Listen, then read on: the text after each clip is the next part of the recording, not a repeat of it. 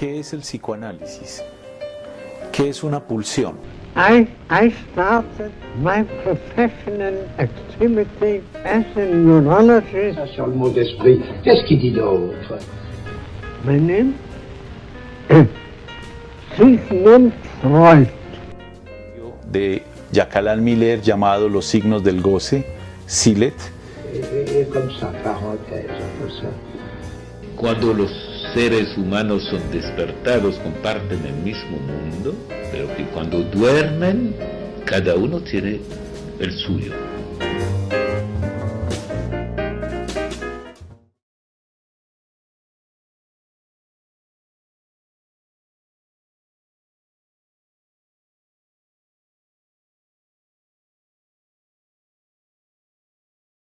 La conferencia 26 de las conferencias de introducción al psicoanálisis de Freud expone muy ampliamente ese concepto que se ha usado de una manera operatoria, pero que no se le había dado una definición de fondo, que es la libido. Y esta se relaciona, se articula con el narcisismo.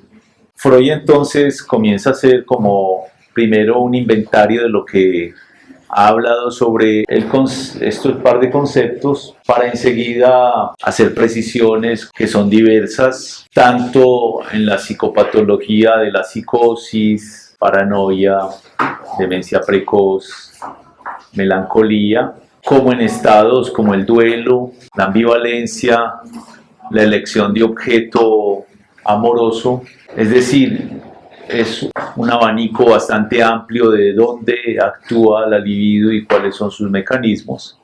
Y además la relaciona con ese nuevo concepto para la época, que es el narcisismo. Pero el horizonte que en este momento tiene Freud desde su punto de vista de las teorías de las pulsiones es que el alma humana está en ese momento dominada por dos pulsiones. Las pulsiones sexuales, que él llamará eros, como el amor, ese concepto griego antiguo donde no solamente se refiere, y por eso lo usa el eros, a la genitalidad, sino el amor en general. Y de otro lado están las pulsiones del yo, pulsiones de autoconservación, el cual también tendrá un nombre griego, aunque ese es menos usado, que es la diosa Ananke o necesidad. Pero sabemos que es también el interés. Entonces, de un lado el eros, el amor, de otro lado la necesidad, el interés, pulsiones sexuales de un lado, del otro pulsiones del yo o de autoconservación. Ambas pulsiones funcionan en un comienzo bajo el dominio del principio del placer, que ya he expuesto lo que es. Esa tendencia a la satisfacción inmediata, total, y que se opone al principio de realidad, que más bien impone la restricción, es decir, la represión, la inhibición, la castración, la frustración, la privación.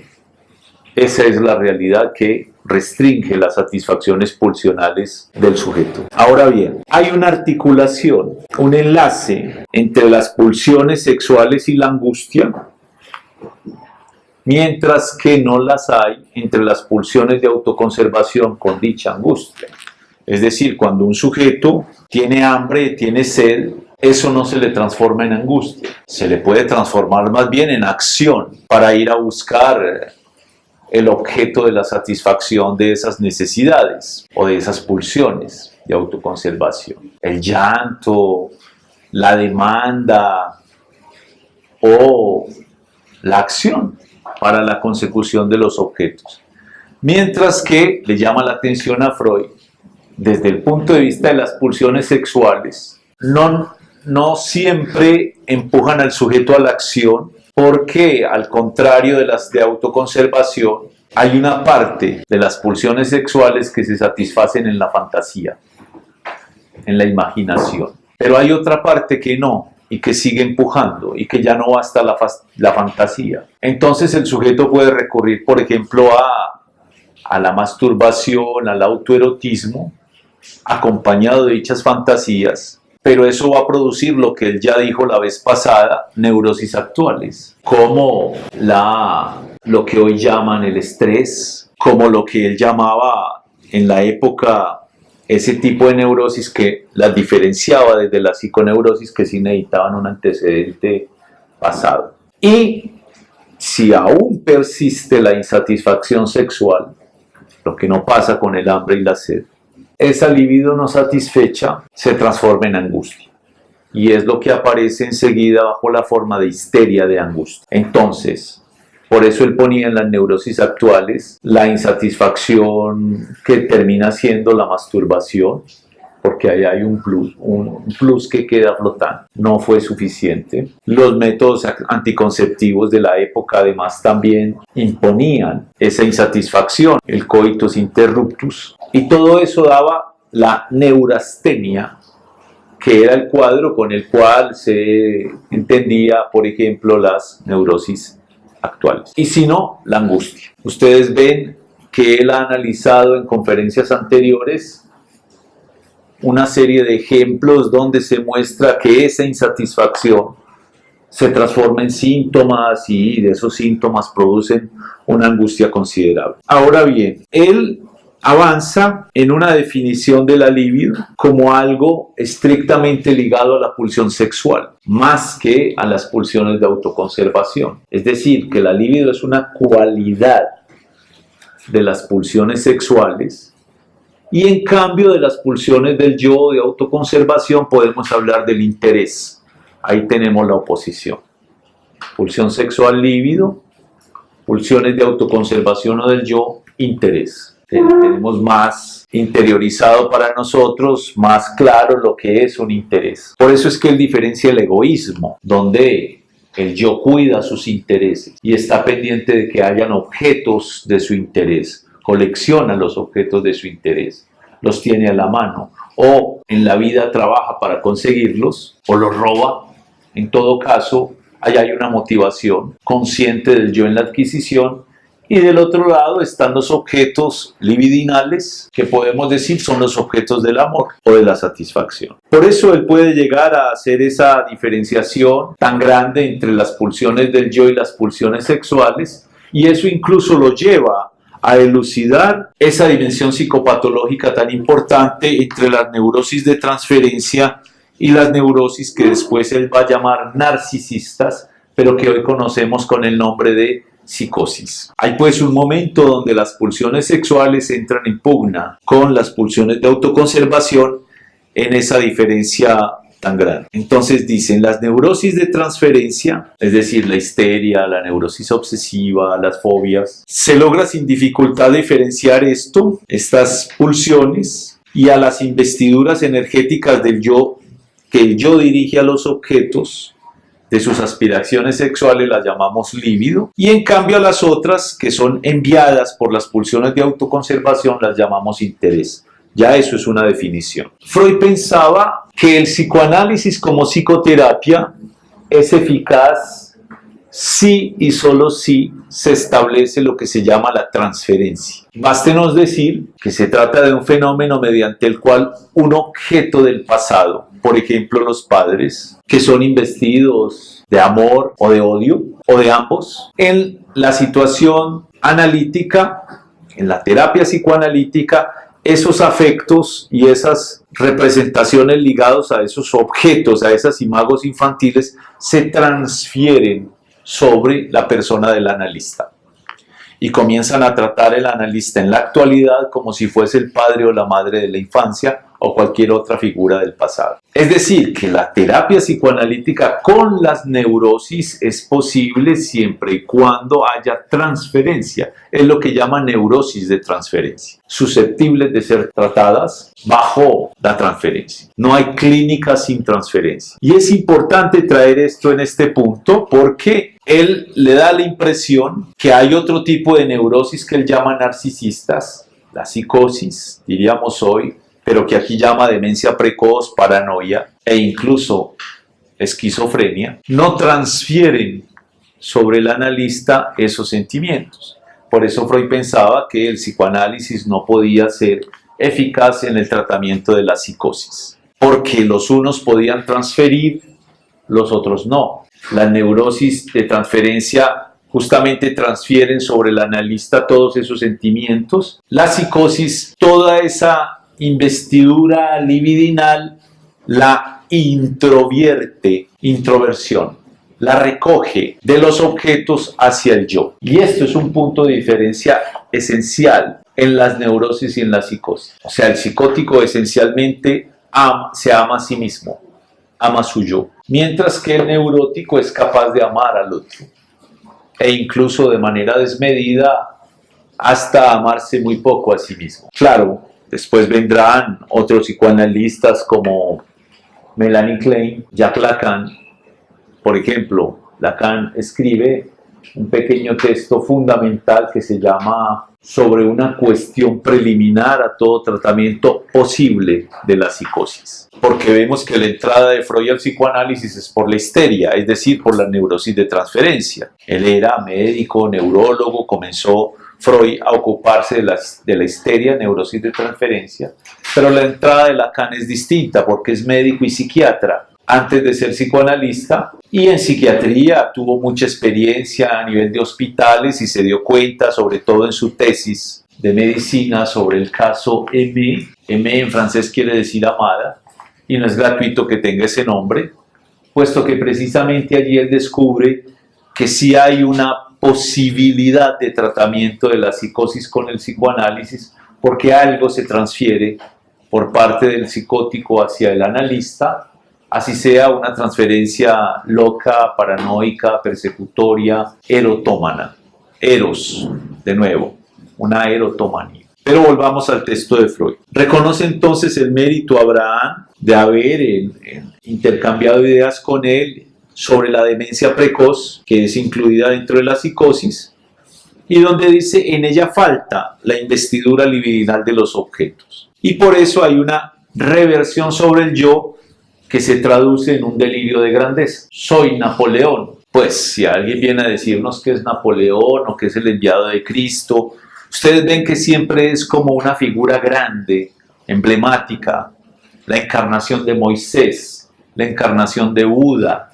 Siempre hay como una dimensión de grandeza, un delirio de grandeza. Que alguien insignificante como nosotros un día venga a decirnos que es el enviado de Dios, ¿qué hacemos? Lo encerramos en un psiquiátrico antes de que comience a levantar los muertos. Porque ahí hay una dimensión de delirio de grandeza. Hay pues una sobreestimación sexual, pero no del objeto, sino de su yo. Mientras que si alguien viene a decirnos que está enamorado de alguien, que reúne en sí misma las excelsitudes más divinas, que es hermosa, que es caída del cielo, que es un ángel, que su palabra... Ahí no lo encerramos en el psiquiátrico, sino que decimos, pobrecito, está enamorado, porque tiene una sobreestimación del objeto amado. Ese es, digamos, la vida amorosa normal, una sobreestimación del objeto, del amado, mientras que el amante se siente empequeñecido en comparación con el amado. ¿Por qué? O la amada. Porque toda su libido la ha investido en él, y él ha quedado pobre. Siempre el que va a amar, ama en una posición humilde. La música que llamaban romántica siempre tiene el estilo de tú tan alta, yo tan bajo, tú tan rica, yo tan pobre, tú tan grande, yo tan pequeño. Hay una exaltación, sobreestimación del objeto y un empobrecimiento del yo.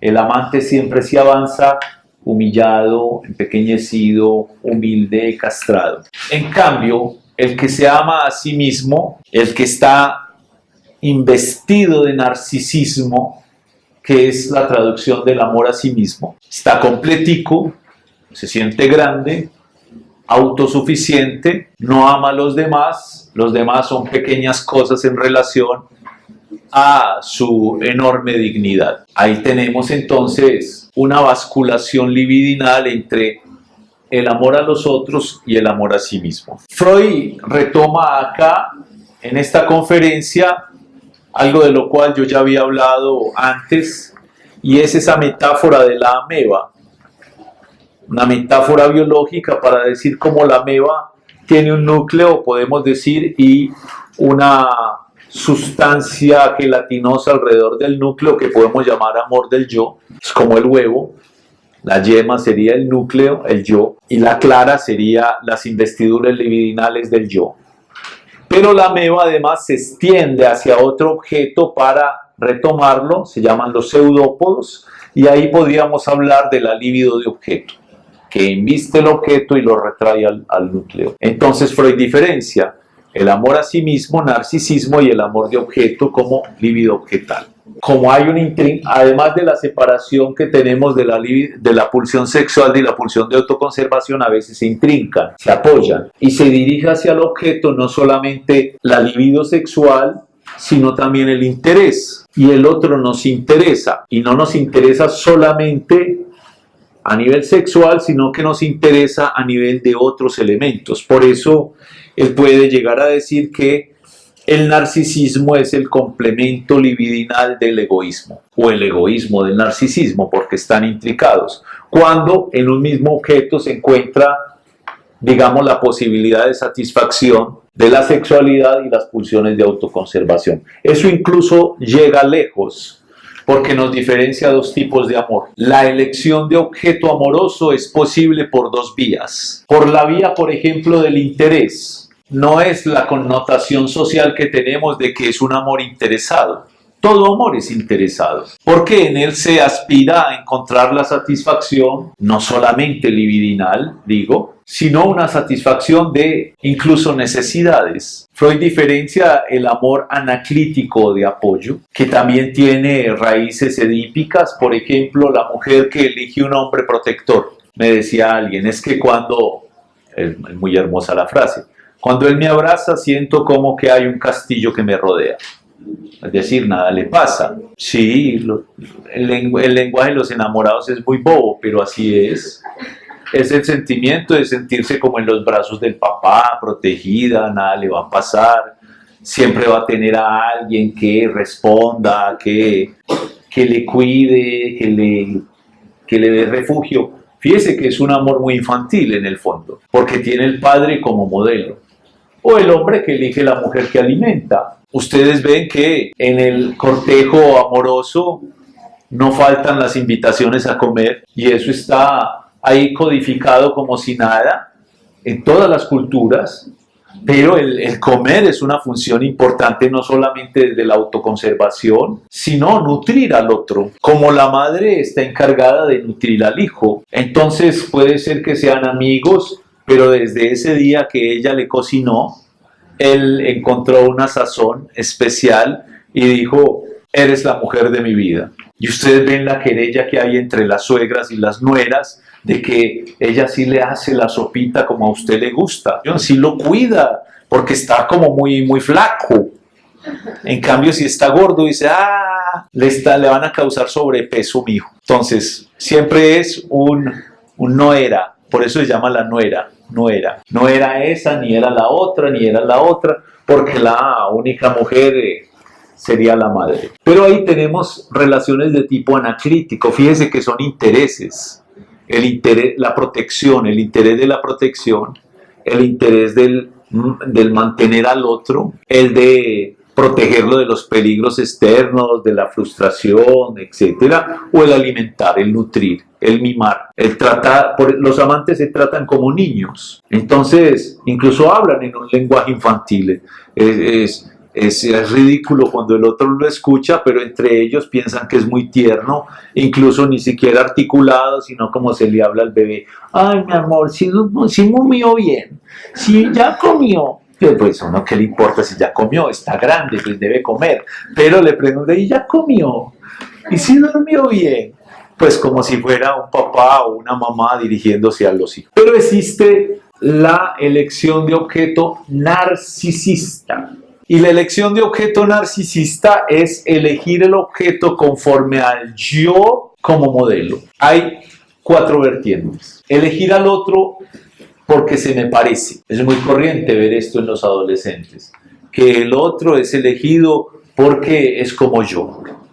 Entonces nos gustan las mismas películas, nos gustan los mismos artistas, la misma música, casi que nos vestimos iguales ahora con la cuestión unisex, todo igual, es decir, es como yo, es mi alma gemela, pero mi alma gemela, imagínense que se pide es el parecerse a sí mismo, es homo, quiere decir como sí mismo. Entonces, en el fondo, un hombre puede elegir a una mujer sobre un modelo homosexual, en tanto ella se me parece. Somos igualitos. El yo es el modelo del otro. En cierto modo es amarse a sí mismo a través del otro. Tanto es así que cuando el otro comienza a diferenciarse, estás muy rara, estás muy cambiada o estás muy cambiado, muy extraño, ya no vibras con las mismas cosas, ya es lo otro, lo altero, lo hétero, lo diferente. Y ahí ya viene una crisis. Tú que me hiciste pensar que éramos iguales, ahora resulta que eres lo diferente. Me siento durmiendo con el enemigo y ahí ya hay una ruptura. Pero fíjese que es un tipo de elección donde el otro tiene que reflejar el yo de cada uno. Y ahí hay un espejismo. Puede ser también un amor donde el yo sigue siendo el modelo, pero ya no conforme al yo presente, sino amar al otro conforme a lo que yo quise ser y no fui. Entonces es, por ejemplo, la mujer que quiso ser médica, no pudo ser médica, pero se casa con el médico. Y en cierto modo siente que también es doctora, o que también es política, o que también es maestra. Es decir, como que la investidura de él le alcanza para los dos. O el hombre que quiso ser artista, no pudo ser artista, se enamora del artista y va a las exposiciones de su esposa como si él hubiese pintado los cuadros. Ahí hay una dimensión del yo como modelo. También uno puede elegir a un objeto conforme al yo que fui y que ya no soy. Es un tipo de relaciones, sobre todo entre personas mayores y menores, en la que un hombre mayor elige una mujer que apenas está comenzando en la profesión que él eligió. Entonces es mirar al otro como lo que yo fui y todo lo que yo amé cuando fui. Entonces tiene los mismos avatares que yo tuve a tu edad, etcétera, etcétera. Es como enamorado de su propia adolescencia, de su propia juventud, de su propio pasado, y encontrar en el otro la encarnación de ese que fui en el pasado. También es narcisista ese tipo de elección. Y la cuarta variante es amar a algo que fue parte de sí mismo. Por ejemplo, el amor de los padres hacia los hijos. Es un amor enteramente narcisista. Por fortuna es así. Porque es amarse en el hijo, verse reflejado en el hijo, ver en el hijo su continuación, su estirpe, la promesa de que su apellido va a seguir, la promesa de que sus valores van a continuar, la promesa de que sus genes van a sobrevivir. Fíjese que es un amor enteramente narcisista, y las mujeres a veces quieren a los hijos como si fueran parte de su cuerpo, porque en efecto lo fueron, y por eso a veces hay depresión postparto, cuando ya no es lo mismo, no me pertenece, se separó, va a tener una vida independiente, ya no hace parte de mí. Es una cosa que a veces suena loco, pero yo creo que ustedes lo ven, por ejemplo, en las relaciones de las madres con los hijos. Ayer me contaban una cosa que es para uno partirse la risa, que es una señora ya de 80 años que dice: yo espero que cuando yo me muera no vayan a dejar a fulanito por ahí suelto. Ustedes lo tienen que proteger. Y fulanito ya tiene 50 años. Y no es una persona con discapacidad, no es una persona que tenga algún problema, sino que simplemente ha sido el vago. Ahí tenemos un amor narcisista extremo, donde el otro se siente como un bebé y ella siente que todavía tiene un bebé. Las madres no les gusta ver envejecer a sus hijos. Entonces ven hasta dónde llega el asunto de la diferenciación entre el narcisismo, el amor a sí mismo y el amor al otro. Tienen muchos planos, un plano psicopatológico, un plano incluso de elección de objeto en el amor, y tiene además una consecuencia muy importante respecto a los procesos que diferencian, por ejemplo, el duelo y la melancolía. Estamos hablando cómo se eligen los objetos de amor o los objetos del interés. Muchas veces en las parejas se pierde el amor por muchas circunstancias vividas, conjuntos, decepciones del uno, del otro, pero siguen juntos. Y la gente dice, ¿por qué siguen juntos? Si ya no se aman, porque hay intereses que los juntan. Los hijos pueden ser un interés, los bienes, y siguen. Claro, eso lo envuelven. No, es por los hijos, porque estaban muy chiquitos, porque queríamos que vivieran con los dos padres, y viven en un infierno, pero con los dos padres, etcétera, etcétera. Siempre hay cuentos. No, es que ya somos amigos. O terminan siendo en el punto en que el padre se vuelve como el hijito de la esposa y la esposa se vuelve como la hijita del padre. Entonces ya es como una ternurita ahí, como hermanitos. Cada uno duerme en cuarto separado, se cuidan, se alimentan, se protegen, se echan chistes, etcétera. Pero hace tiempo que pasó el amor-pasión por allí. Hay una cosa interesante para pensar acá, porque cuando ya no estamos hablando de la elección, sino de la pérdida, hay dos procesos interesantes. Freud escribe esto en el 17, pero en el 15 ya había elucidado lo que es el duelo y la melancolía. La pérdida del objeto, sea por separación, sea por muerte, en todo caso por perdido. ¿Qué produce en un sujeto? Produce que la libido y el interés que se tenía en él se repliegan sobre el yo. Y hay una parte del yo que se ha identificado al objeto perdido. Entonces, una parte. La otra parte no se ha identificado. Es decir, que como que en cierto modo un duelo se hace no con el otro. No es una cuestión intersubjetiva, sino intrasubjetiva, adentro. Ya hay que resolverlo conmigo mismo y la parte de mí que se parece al otro, tanto en el duelo como en la melancolía. Pero ya a uno no le interesa el mundo, no le interesan los intereses, no le interesa ni levantarse, ni bañarse, ni comer, ni ir a clase, ni vestirse. Nada, el mundo es gris, perdió su colorido. Toda esa libido del mundo se repliega sobre el yo. ¿Y por qué se reemplaza? Bueno, en la neurosis se reemplaza por esa relación de sí mismo con el otro, pero es decir, con la identificación del yo respecto a ese objeto. ¿Y qué pasa en el duelo? Que generalmente el sujeto comienza a hacerse autorreproche. Si yo hubiera estado, por ejemplo, hay un atentado y muere la persona amada. Entonces, generalmente el que lo perdió dice, si yo hubiera estado, pero si hubiera estado, ¿qué? ¿Hubiera evitado el atentado? No. Pero hubiera estado. Pero hubiera estado, sí, claro. Hay, por ejemplo, que dejó ir a tal persona para que fuera, le dio el permiso y murió. Si yo no lo hubiera dejado ir. Si yo no hubiera, y el autorreproche, yo no le amé suficiente, yo no le dije todo lo que le amaba, yo no le di lo que le había prometido, no hicimos el viaje, y es autorreproche, autorreproche, autorreproche. Se vive mal así. Porque es una parte del yo que tiraniza a la otra diciéndole, tú no hiciste, tú no hablaste, tú no diste, tú no fuiste suficiente, no fuiste suficiente buen marido, no fuiste suficiente buen amante, no fuiste suficiente buen amigo, etcétera, etcétera, etcétera. Con el padre, con la madre, etcétera. Cuando el objeto se pierde. Ese otro yo que castiga al yo se llama conciencia moral, la conciencia moral, el remordimiento. Y Freud lo llamará algunos años después el superyo. El superyo, la conciencia moral que siempre está castigando al yo, que le dice tú no eres, tú eres pequeño, lo que la gente llama autoestima. Es que el superyo siempre está diciéndole tú no eres suficientemente buen hijo, no eres suficientemente buen esposo, no eres suficientemente buen padre, no eres suficientemente buen estudiante. ¿Cómo así que te sacas un 4,9? No fuiste capaz de sacarte el 5.